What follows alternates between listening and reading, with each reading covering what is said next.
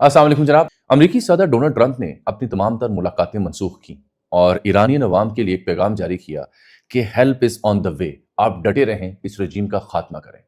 اور پھر اطلاع آئی کہ جو گزری رات ہے یعنی منگل اور بدھ کے بیچ ایران پر امریکہ براہ راست حملہ کر دے گا۔ تو صورتحال کہاں تک پہنچی؟ ڈونلڈ ٹرمپ نے جو ساؤتھ چائنا سی میں کھڑا ان کا بحری بیڑا ہے ابراہم لنکن، اس کے لیے کیا ہدایات جاری کی ہیں؟ قطر میں جو ان کی مختلف بیسز ہیں وہاں سے امریکی فوجیوں کو اور امریکی شہریوں کو انخلاء کا حکم کیوں دیا ہے؟ اور ٹرمپ بدستور بضد کیوں ہیں کہ ایران پر حملہ کرنا ہے؟ ایران کا رد عمل، ایران کا جواب کیا ہو سکتا ہے؟ اس صورتحال پر تفصیل سے آج غور کریں گے۔ بہت ہی اہم دو خبریں اور اس سے جڑی سی این این نے شائع کی ہیں کہ در حقیقت بڑے پیمانے پر وسیع جنگ کرنے کی بجائے ڈونلڈ ٹرمپ اور امریکی سرکار نے ایک اور خفیہ اور باریک نسخہ وہ ایجاد کیا ہے کہ ایران کی جو موجودہ حکومت ہے اسے کیسے ختم کرنا ہے۔ وہ نسخہ ایئر سٹرائکس، وہ نسخہ کھلی جنگ کی بجائے کسی اور ترتیب کا ہے، کسی اور واردات کا ہے۔ جاننے کے لیے میرے ساتھ رہیں، اور ساتھ میں یہ بھی بتاؤں کہ انڈین آرمی چیف بھی اعتراف کر رہے ہیں۔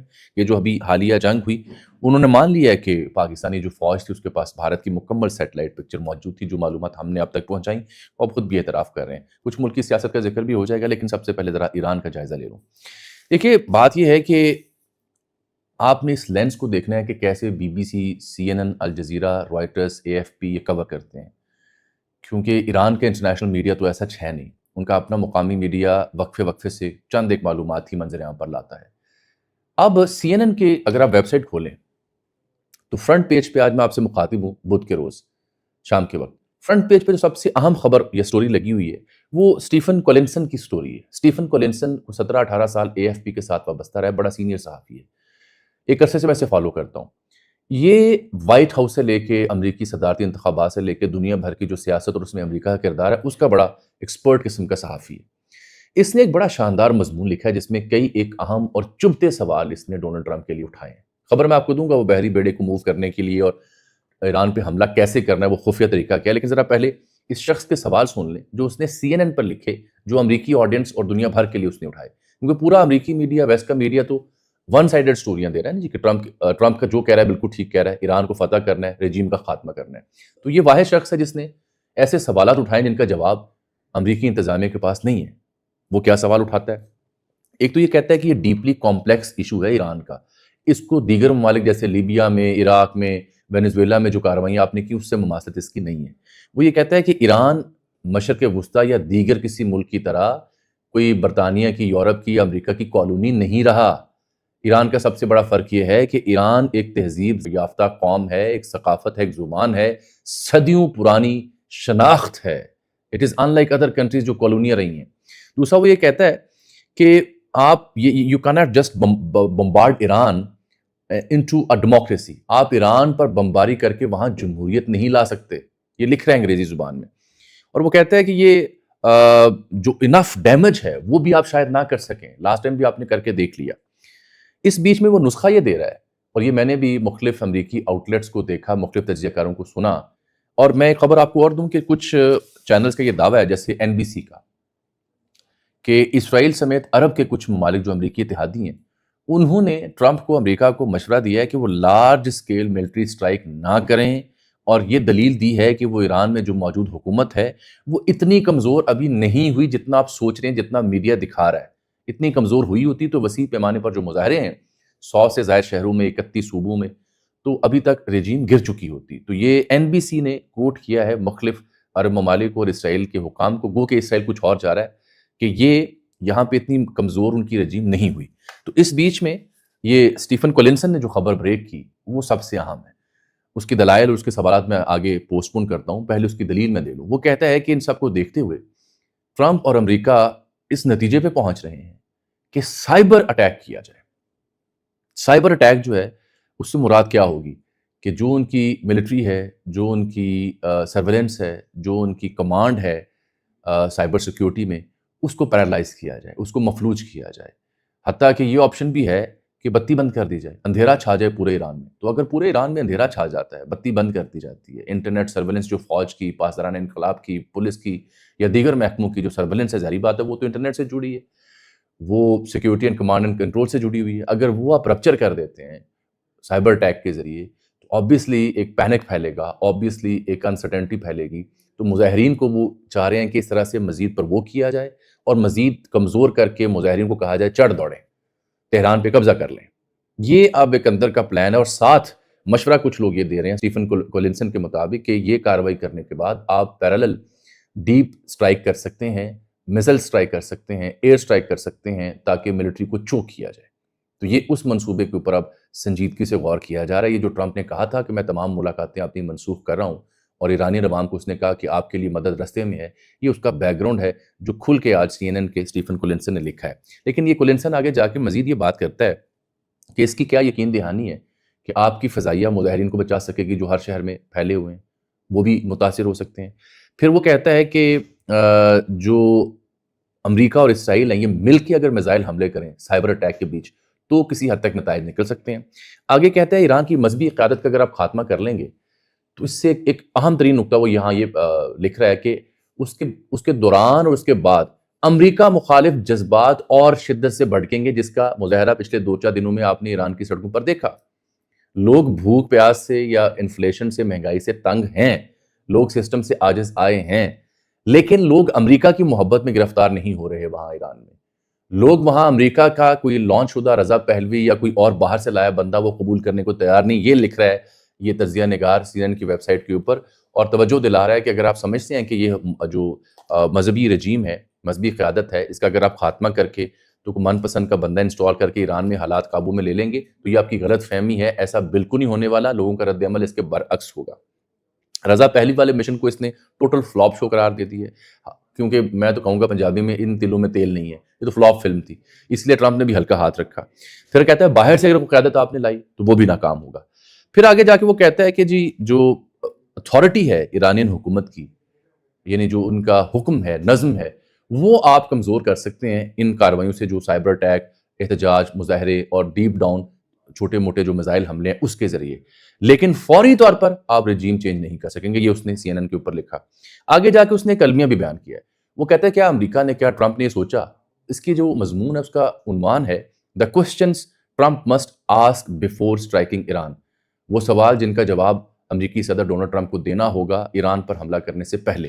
تو یہ لکھتا ہے کہ بالفرض اگر آپ نے ایران پر وسیع پیمانے پر حملے کر دیے، رجیم چینج کر دی، تو آپ جانتے ہیں 9-10 کروڑ کی آبادی ہے، آپ جانتے ہیں کہ یہاں سے پھر لوگ انخلا کریں گے. تو آپ جانتے ہیں کہ جب یہ لوگ انخلا کریں گے تو آپ کے جو اتحادی ہیں خطے میں، مشرق وسطیٰ کے ممالک جو جن کا فرقہ کچھ اور ہے، تو وہ سوال پوچھ رہا ہے کہ کیا ان مہاجرین کو یہ قبول کریں گے؟ جواب ہے نہیں. تو پھر ایک انسانی المیہ جنم لے گا، آپ اس کے لیے تیار ہیں؟ جواب ہے نہیں. وہ کہہ رہا ہے، ٹرمپ کو کہہ رہا ہے کہ گیدڑ بھبکیاں دینے کی بجائے پریکٹیکلی سوچو کہ ایران وینیزویلا نہیں ہے. وہ کہتا ہے کہ نکولس مادورو کو جیسے آپ کے لوگ گئے اسپیشل فورس کے، جا کے اسے پکڑا اور لے آئے، کیا یہ کام آپ ایران میں کر سکتے ہیں، تہران میں؟ وہ کہتا ہے بالکل نہیں، امپاسبل ہے، آپ میں اتنی ضرورت نہیں ہے. یہ لکھ رہا ہے. لیکن وہ یہ کہتا ہے کہ جو آپ کی اکثر نیوی کے جو بیڑے ہیں وہ وینیزویلا اور لیٹن امریکہ میں تعینات ہیں، تو اس چکر میں ساؤتھ چائنا سی میں جو آپ کا ابراہیم لنکن نامی بڑا بحری بیڑا اور کیریئر ہے، وہ ضرور آپ موو کر سکتے ہیں آس پاس. العدید جو قطر میں آپ کی بیس ہے، وہاں سے امریکیوں کے انخلا کا حکم دیا، لیکن وہاں پہ الرٹ بھی جاری کر دیا ہے. سعودیہ ہو، مشرق وسطیٰ کے ممالک ہوں، بھارت ہو یا دیگر ممالک، انہوں نے اپنے شہریوں کا کہ انخلا کریں. یہ بھی اس بات کا ثبوت ہے کہ ٹرمپ نے کو پنگا کرنا ہے. لیکن جو ایران نے اعلانات کیے کہ ہم نے کوئی 280 قریب لوگ پکڑے، میں نے آپ کو ذکر کیا تھا نا موساد کے 600 لوگوں کا نیٹ ورک انہوں نے انرتھ کیا، لیکن 280 ایسے لوگ پکڑے جو کہ ایران کے بقول اسرائیل امریکی ایما پر، ان کی فائنینسز پر پرتشدد مظاہرے کر رہے تھے، فورسز پر حملہ کر رہے تھے اور جلاؤ گھراؤ کر رہے تھے. اس میں سے ایک شخص ہے جس کا نام ہے عرفان سلطانی. اس کو آج چونکہ بدھ ہے تو آج کے دن اطلاع ہے کہ اس کو پھاڑا جائے گا. ایران نے یہ طے کر لیا، اور امریکہ نے کہا تھا کہ اس کو پھاڑا جائے، لیکن ایران نے یہ بات نہیں مانی. اس کا مطلب ہے ایران بھی اپنی مضبوطی کے ساتھ اپنے مشن پر قائم اور دائم ہے. تو بہرحال اس نے یہ سوال جب اٹھایا کہ ایک تضاد جس کی جانب اس نے اشارہ کیا، وہ ذرا دھیان سے سنیں. یہ کہتا ہے کہ امریکہ کو، ٹرمپ کو بڑی فکر ہے کہ ایران میں جمہوریت ہونی چاہیے، ایران میں جمہوریت لانے کو امریکہ بڑا بےتاب ہے. لیکن امریکی سٹیٹمنٹس اور امریکی مفادات اور امریکی عزائم میں تضاد یہ ہے، کھلا اور ننگا تضاد یہ ہے کہ ایران میں تو آپ کو جمہوریت سوچ رہی ہے، لیکن کراکس یعنی وینیزویلا میں جو اپوزیشن ہے، آپ نے نکولس مادورو کا خاتمہ کیا تو اپوزیشن باقی بچتی ہے جس کا اعتراض تھا کہ جی جمہوریت نہیں ہے، دھاندلی ہوئی ہے. اپوزیشن کو آپ نے سائڈ لائن پہ کر دیا وہاں پہ، اور خود اپنے آپ کو ایکٹنگ پریزیڈنٹ لکھ دیا وینیزویلا کا، جو ٹروتھ سوشل پہ اس نے تصویر جاری کی. تو یہ اعتراض بھی یہ اسٹیفن کولنسن اٹھا رہا ہے کہ آپ کے کال فیل میں تضاد ہے. تو وہ کہتا ہے کہ یہ ہیوج رسک ہے. اور منگل کو ایک صحافی نے اس سے یہ سوال کیا کہ جب آپ حملہ کریں گے ایران پہ تو کیا مظاہرین محفوظ رہ پائیں گے؟ تو ٹرمپ کا جواب یہ تھا quote and quote, you never know do you, آپ نہیں جانتے کیا ہوگا. یعنی اس کو یہ بھی نہیں پتا کہ اگر یہ حملے کرتا ہے تو کیا مظاہرین اس کی زد سے محفوظ رہیں گے. اس نے کہا یو نیور نو، لیکن میں بڑا ایکسیلنٹ بندہ ہوں، میری بڑی اچھی اپروچ ہے، میرے حملے کامیاب رہتے ہیں، but you never know what happens, کیا آپ نہیں جانتے کہ کل کو کیا ہوگا. یہ اس کا خلاصہ ہے ٹرمپ کی اور امریکہ کی اس کا. لیکن اطلاعات اب یہی ہیں کہ یہ سٹرائک کریں گے، اور سائبر اٹیک ان کی ہے، اس کے ذریعے رجیم کو کمزور کر کے پینک پھیلانا ہے انہوں نے پورے ایران میں. اب ارنسٹ ہیمنگوے نے ایک جگہ کہا تھا، جو آج بی بی سی نے اپنے ایک مضمون میں اس کا جملہ کوٹ کیا ہے، کہ جہاں بھی کہیں حکومتیں تبدیل ہوتی ہیں، رجیم چینج ہوتی ہے، تو پہلے آہستہ آہستہ کارروائی ڈلتی ہے اور پھر اچانک وہ خاتمے کی طرف چل پڑتی ہے. تو بی بی سی کا ماننا یہ ہے کہ یہ جو پرتشدد مظاہرے ہیں، امریکی دھمکیاں ہیں، شدید دباؤ تو ہے، لیکن فوری تبدیلی ایران میں خارج از امکان ہے. ہاں، آہستہ آہستہ اور پھر اچانک والی کہانی شروع ہو چکی ہے. ایران میں جو کہانی برپا ہوئی نا ابھی تازہ، اس کی بنیادی وجہ بھی آج میں آپ سے عرض کروں کہ برطانیہ، جرمنی اور فرانس اور دیگر ممالک نے اس سال ستمبر میں وہ پابندیاں جو انہوں نے 2015 کی ایران کی نیوکلیر ڈیل کے بعد ختم کر دی تھیں، وہ دوبارہ عائد کر دیں، جس کی وجہ سے صورتحال یہاں پہنچی کہ انفلیشن 42% پر چلی گئی، جس کی وجہ سے بے روزگاری اور معاشی مسائل میں اضافہ ہوا. تو اصل پنگا یہاں ہوا ہے. ایرانی عدلیہ کے سربراہ غلام حسین، انہوں نے کہا ہے کہ فوجی کارروائی اگر کی تو بھرپور ہم جواب دیں گے، اور جو لوگ گرفتار ہیں ان کو لگانے سے گریز نہیں کریں گے. یہ ہمارا نظام ہے، اس کے اوپر عمل درآمد ہوگا. موبائل اور لینڈ لائن سے جو انٹرنیشنل کالز ہیں وہ کسی حد تک بحال ہوئی ہیں، البتہ 132 گھنٹوں سے مکمل طور پر انٹرنیٹ بند ہے. ایک جانے سے پہلے میں خبر آپ کو دے دوں کہ یہ جو ٹرمپ نے گرین لینڈ پر قبضے کی کہانی شروع کی تھی پیرالل، وہاں پہ گرین لینڈ کے پرائم منسٹر نے، فریڈرک نیلسن میرے خیال اس کا نام ہے، اس نے ڈنمارک کی پرائم منسٹر جو خاتون ہے اس کے ساتھ کھڑے ہو کے پریس کانفرنس کی ہے کل، اور اس نے اعلان کیا کہ ہم امریکہ کی بجائے ڈنمارک کے ساتھ جانا پسند کریں گے. اس نے ٹرمپ کو ٹھینگا دکھا دی ہے. ٹرمپ جو کہ ٹرافیاں چاہ رہا ہے، اب گرین لینڈ کو کیا فوجی کارروائی سے فتح کرے گا، اور کیا ایران میں بھی فوجی کارروائی کرنے کا باقاعدہ آغاز آج رات کرے گا، یہ ہمیں دیکھنا ہوگا. سائبر اٹیک کی خفیہ باریک واردات میں نے آپ کو بتا دی ہے کہ کہانی یہاں سے آگے چلے گی. رہ گئی کہانی رضا پہلوی کی، تو وہ فلاپ ہو گئی ہے فلم، اس میں کوئی دم نہیں ہے. وہ 2400 افراد ہیں جو ان مظاہروں میں ابھی تک جاں بحق ہوئے. میں نے انڈیا کا ذکر ضرور اس لیے کرنا ہے کہ ان کے جو آرمی چیف ہیں یا سی ڈی ایس ہے وہ گاہے گاہے بولتے رہتے ہیں. پہلے انہوں نے کل پرسوں کہا کہ پاکستانی ڈرون جو اندر آ گئے ہمارے پاس، سرویلنس کرنے والے ڈرون، لیکن انہوں نے ایک اعتراف کیا ہے کل، اور وہ یہ کیا ہے کہ جو آپریشن سندور تھا سو کالڈ انڈیا کا، اس دوران پاکستان کے پاس بھارتی فوج کی مکمل سیٹلائٹ موجود تھی. انہوں نے اعتراف کیا ہے، اور وہ کہتے ہیں کہ انہیں علم تھا کہ کون سا بھارتی طیارہ کون سی یونٹ کہاں موجود ہے. آپ کو یاد ہے مئی میں ہم نے آپ کو خبر دی تھی کہ اپنے ویلاگ میں کہ پاکستانی جو فورسز تھیں ان کے پاس یہ اطلاعات تھیں کس ٹول پلازا سے کتنی گاڑیاں بھارت کی کہاں جا رہی ہیں. آپ اسے سائبر ہیکنگ کہہ سکتے ہیں، آپ اسے سرویلنس کی انتہا کہہ سکتے ہیں، آپ اسے پاکستان کی دفاعی قوت میں بے پناہ اضافہ کہہ سکتے ہیں، جو بھی نام دینا چاہیں. لیکن جو ہم نے خبر آپ کو دی اس کی تصدیق اب بھارتی آرمی چیف خود کر رہے ہیں، اور یہی وجہ بنی کہ پاکستان کو علم تھا طیارے کہاں جا رہے ہیں، امبالہ اپنا گراؤنڈ ہوئے ہیں، آدم پور بیس کہاں ہے، گاڑیاں کہاں سے گزر رہی ہیں، کتنا قافلہ کہاں آ رہا ہے. اور یہی وجہ بنی کہ جب 8 طیارے پاکستان نے گرائے تو اس کے بعد انڈیا نے جو رافیل طیارے تھے وہ گراؤنڈ کر دی اور پاکستان کی سرحد سے 300 کلومیٹر وہ دور لے گئے تھے. انہوں نے یہ بھی کہا ہے کہ پاکستان نے راکٹ فورس قائم کر رکھی ہے چین کی شراکت سے، تو بھارت کو بھی یہ کرنے کی ضرورت ہے. یعنی بجٹ بڑھانا چاہ رہے ہیں بیسیکلی، اور یہ پلان کر رہے ہیں فردر اسکیلیشن کا کہ پاکستان کے ساتھ مزید پنگا ہوتا رہے.